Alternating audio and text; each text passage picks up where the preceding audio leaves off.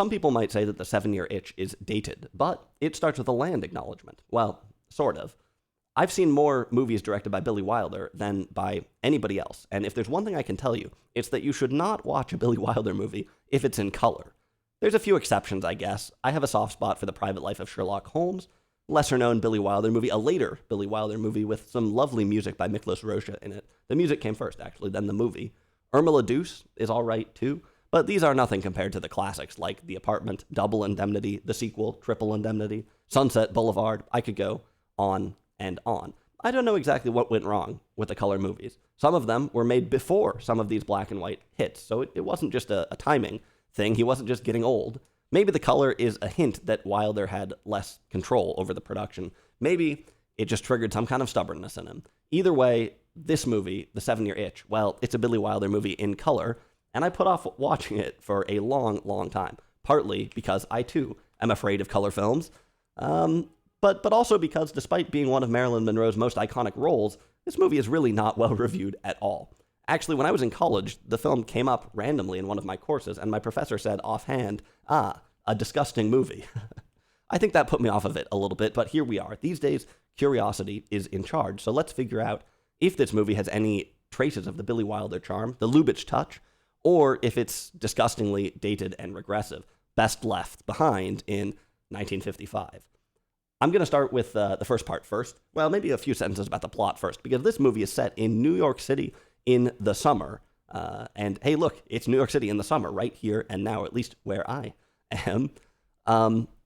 According to this movie, in the summer, all of the wives and children in New York are shipped to the country, and the city is left only with summer bachelors on the prowl. This movie has sort of a very upper middle class focus, as a lot of these 50s films do, and this conception of the 1950s America, I don't know, I've never heard of the summer bachelor, and I think these days, I know plenty of people who have, like, second homes, upstate or something like that. The idea of shipping your wife out of the city for the entire summer, I think, would strike people a bit ludicrous these days. This, for the most part, not much of the New Yorkness in this movie really rings true, but there's a few things that do. Don't worry, I will definitely point them out. Stylistically, this movie reminds me of something like Designing Woman. Right, this is a mid-1950s film. It has all kinds of artifice in it, right? It starts with some quirky voiceover narration, and there's a bunch of special effects throughout the movie, right? For instance, the main character, Richard Sherman, not the football guy, he sees a ghostly projection of his wife a few times. He sees through walls once or twice. This is all lighthearted stuff. This is a comedy, of course. But yeah, this, like I said, a swinging 1950s movie with this, with some gimmicks in it. That said, this also was an adaptation of a play. Richard Sherman is played by Tommy Ewell, who isn't super famous, but he had the role on Broadway first. And he's pretty good. So despite the special effects, and despite the really fast-paced beginning, a lot of this movie actually feels really static. A lot of it has kind of long, drawn-out scenes, which contrast a lot what you expect from Billy Wilder, where the movie goes, from cause, boom, cause to effect, right? Really snappy, clever movies that economize things, right? The Lubitsch touch is sort of about economy in some ways. Well, this movie, it lingers in a couple of places, right? Basically, the entire thing takes place in one apartment. Not true even for a movie like The Apartment. Usually when you see a New York apartment in an old movie, it's going to be absolutely nothing like an apartment you could get now. Oh, this 5-bedroom palace? The rent is $1. Forgive me if you don't care about apartments, but 90% of my brain power is devoted to New York apartments, so I have to talk about it some. The apartment in this movie is actually kind of realistic. It's a bit too big, but it has one feature that really rings true. One feature, which is a staircase to nowhere. Richard even conveniently explains that the apartment used to be bigger. It used to be 2 floors, but the owner split it into multiple units, leaving a staircase to nowhere. A staircase to the ceiling, right? Convenient access to the ceiling. The last building I lived in had exactly the same feature, right? Another big thing in this apartment is the air conditioning, which actually ends up being a major plot point. And this checks out. Although these days air conditioning is pretty common, and in-unit laundry is probably the better way to impress your date. Okay, one of the biggest downsides of this movie, like I said, is that it's just too static. 2 actors basically carry the entire thing, and maybe at one time that was enough, especially since one of them is Marilyn Monroe. You can get a lot of mileage out of 2 people in an apartment when she's one of them, I guess. But I think today's audiences are going to expect just a little bit more to happen in the movie. That said, some of the Billy Wilder charm is here. Wilder talks about the Lubitsch touch, an ode to his mentor Ernst Lubitsch, who made clever movies like To Be or Not to Be or Ninotchka. There are some clever things in this movie as well. This is not unrecognizable as a Billy Wilder movie. Sherman works for a publisher that does abridged books, for instance, and he's reading a book for their next publication, and it turns out to be a psychoanalytic book about middle-aged urges, right? The theory of the 7-year itch and such. Okay, that's kind of cute, I guess. There's some surprisingly fresh slapstick in this movie. Sherman finds himself carrying around a paddle quite a bit. This is really a Wilder kind of feeling. A lot of the humor in this movie is actually just driven by the characters, though. Sherman is a neurotic bumbler, which is a very common thing in Billy Wilder movies. I'll come back to how this is maybe incisive. Sherman talks to himself throughout the movie. Some people might find this really annoying. So he's trying to quit a bunch of habits at one point. He meets up with the author of that psychoanalytical book, an analyst, and he asks him, what does it all mean, right? Again, this is classic Billy Wilder stuff, this neurotic kind of thing. Billy Wilder from Vienna, of course, and you can see little traces of that in the classical music they listen to, or maybe in this analyst character, although it's sort of wrapped up in stereotypes, but I guess that was sort of his currency. Anyway, Marilyn Monroe, of course, plays the Marilyn Monroe character. We'll talk about whether or not that still holds water today, but regardless, it's certainly a pretty well-defined role. And if you want to hear some of those classic Marilyn Monroe lines, you'll get a couple of them in this movie. Of course, the iconic scene of Marilyn's skirt being blown up by the subway, that does not happen in real life, by the way. That's from this movie, but the image that you've probably seen of it actually isn't in the movie. The film never gives us a full-body shot of this, just some close-ups. I think there's images that made the rounds for publicity. The poster shows something different, which is what many people might remember, at least it's what I remember. Apparently, Billy Wilder shot that scene in public as a PR stunt, although they had to reshoot it on a set. There's so much legend surrounding Marilyn Monroe that I'm hesitant to repeat any of the stories you hear, but I certainly believe that she was leveraged for publicity. We'll talk about this more. A lot of the energy in this movie comes from sexual tension, which is partly played for laughs. There's a scene, for instance, where Sherman and Marilyn Monroe play chopsticks together at the piano. These days, that barely seems like a joke, but in 1955, I get the feeling that it was hilarious. Nonetheless, even if some of the stuff falls a little bit flat, even if it feels a little drawn out, even if it feels a little bit static, I do think that this movie is still a comedy, and you wouldn't be, you're probably not going to miss that fact. It is still somewhat humorous. Billy Wilder has said that he did not like this movie particularly. His main complaint was censorship. Billy Wilder fought pretty hard against censors for most of his career, which to me actually seems a little bit ironic, given that his movies are all pretty light fare. So was he fighting the good fight against, tyranny, or did he just want to make a film that was a bit more raunchy? I don't know. When he says that censorship ruined this movie, that could mean a few different things. I haven't seen the play this was based on, so I don't know if there was a bunch of great stuff that they had to leave out. It's not obvious to me that making this movie more explicit would have made it any better. Who knows? Okay, we're starting to get into some of the other questions about this movie, but let me wrap up the first part by saying that The 7-Year Itch is not anywhere near as good as the big Billy Wilder movies, as the classics. It has some moments, it has some humor, it had some of its charm, but it feels like a play with a few gimmicks thrown in, I guess, to try and trick you into thinking that it isn't a play. Okay, I don't really love approaching movies through this lens of whether or not it is dated, but with this movie, probably more than any other Billy Wilder films, it feels like maybe it's the thing to talk about. It feels like maybe the thing that's going to define someone's experience of watching the movie or of watching the first 10 seconds of the movie and turning it off. Now, I actually think there's a few different things going on here. It's not exactly simple. I mentioned already that this movie starts with a land acknowledgement. Well, really, it starts off with a humorous and ahistorical and racist spoof of the Native Americans that once lived in Manhattan, or on Manhattan, I guess you might say. From the start, you might think, because look, that part is pretty simple. That part has not aged that well, okay?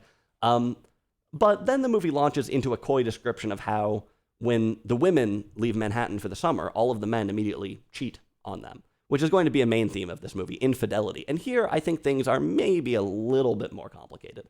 Most classic Hollywood movies underrepresent infidelity. Of course, it's a big plot point in some movies, But for the most part, I think it's underrepresented. This movie probably does the opposite. And I guess in a way that only Billy Wilder could have gotten away with. If you wanted to find a positive about this movie, maybe it's that it sort of sneaks around some of Hollywood's strange images of what 1950s America looks like, right? It kind of sneaks around this. For instance, the movie pokes fun at Sherman's inability to quit smoking, his inability to quit drinking. This is pretty toothless stuff, but it alludes to some of the maladies of the 1950s, of which infidelity is really another example. Now, the place where this kind of falls apart is at the end of the movie. While I was watching The 7-Year Itch, I was curious about how this narrative was going to be wrapped up, how things are going to, fit together. Because in classic Hollywood, the puzzle pieces could really only go together in a couple of different ways.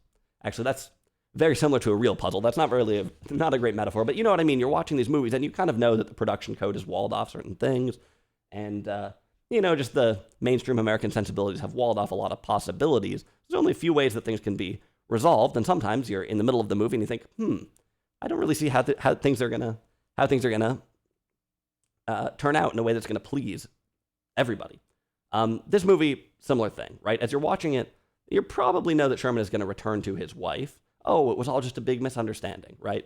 But as his relationship with Marilyn Monroe becomes more and more serious, and in some ways becomes more wholesome, kind of, you wonder how they're going to reverse out of this. Monroe is not coded as a sort of harlot, right? She has a kind of innocence in some ways. And yeah, it doesn't seem like the movie is going to throw her under the bus, but clearly the sanctity of marriage is going to be restored at the end. So how are they going to do that, right? Minor spoiler here, but it turns out that the movie endorses both marriage and infidelity. Sherman realizes that he loves his wife. I guess it's an easy thing to forget, but he remembers, oh, right, I'm married. He loves his wife. But he returns to her with Monroe's blessing in a way that really seems to validate their relationship, almost thinks of her as a wonderful friend or something like that. So he has his cake, and he eats it too, which is quite a trick, right? I was surprised, by the way, they pulled off the ending of this, and I don't really know what to think of it. Maybe the idea is that, hey, look, affairs are really no big deal. It's easy to trick your wife. Everybody is doing it. Have at it. You can have someone on the side who you have a beautiful relationship with, and you can also have a great marriage, right? Maybe I'm being obtuse there and not thinking of the farcical nature of this whole movie, right? Maybe the ending is a farce and is revealing in some ways how marriage in America might be farcical. I don't really know. I think it's probably a bit more of the first thing, but I'll leave it to you. I'm trying to start with a positive here, actually. And like I said, the movie does sort of give us a different viewpoint on the American mainstream. One more little example of this is that there's a couple living in this apartment building on the top floor. As it's two decorators that share an upstairs apartment. And I guess the implication here is that they're gay. There is also a scene at a health food cafe where the waitress is a big proponent of nudism. This scene is bewildering, actually. This would take a long time to really unpack. But suffice to say, there is a hint of a bohemian life in this movie. Now, the scene in the restaurant is poking fun at it more than anything. And overall, yeah, it's not much. There's just a hint of bohemian life. It's not much, but I'm surprised to see it. And I think it's an interesting angle of this movie that, yeah, I was not expecting. I'm going to talk about Marilyn Monroe in a second, but first I got to touch on kind of the defining thing of this movie, which is male fantasy, right? I've maybe never seen another movie that's so wrapped up in male fantasy, so defined by it. Of course, infidelity is kind of inherently linked to fantasy, but there are also a couple of explicit fantasy sequences in this movie, right? For instance, Sherman imagines himself having a conversation with his wife and telling her about all the times that he's been unfaithful, inflicting these stories on her. And we see on the screen how he imagines that his secretary threw herself at him. Now, as I hear myself say this, I think, yikes, but it's pretty clear that this is Sherman's imagination getting the better of him. They're poking fun at him for having such an active and sort of ludicrous imagination. For instance, in all these different scenes, I think there's three. There's his secretary, a nurse, a friend, something like that.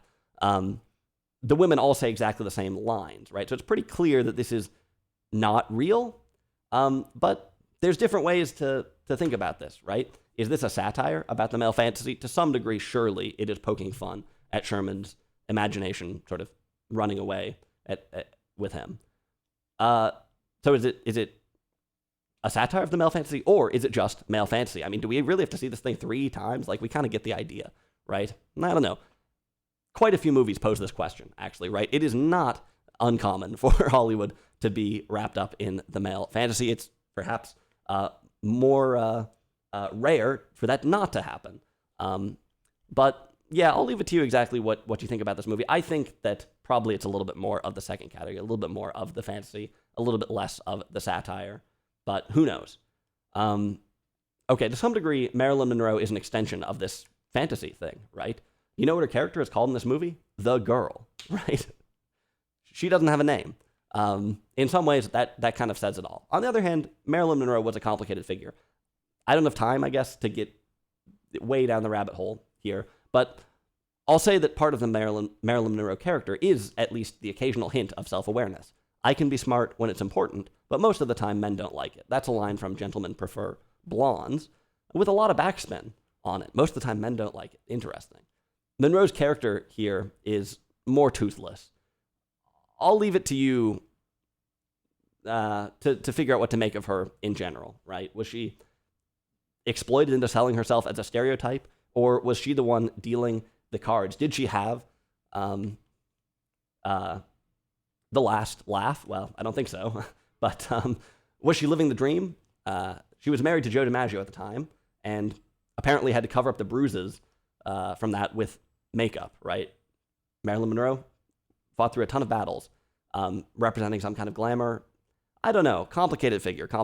When I was a kid, my parents took me to a performance by the Seattle Men's Chorus, and part of the show, maybe the whole thing, was about Marilyn Monroe. There's a lot of subtext there that I was totally unaware of, being 7 years old or something, and I still don't really understand it all, but look, she was a complicated figure. This movie probably brings out more of the negative parts than the positive ones. For instance, Sherman throws himself on Marilyn at one point, non-consensually, as maybe to throw oneself implies, and she more or less brushes it off. The movie continues. It's no big deal. This is perhaps par for the course of that era, but man, it might be a bit hard to watch.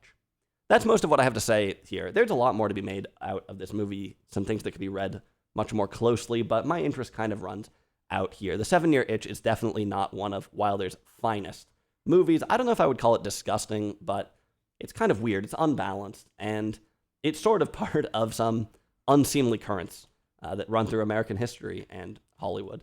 So that's this movie. I'm curious, the slightly older movie than usual. I would love to watch some more Billy Wilder films, even though I've already seen all the ones that I think I'd like. Maybe that'll be coming on the channel soon. We'll see.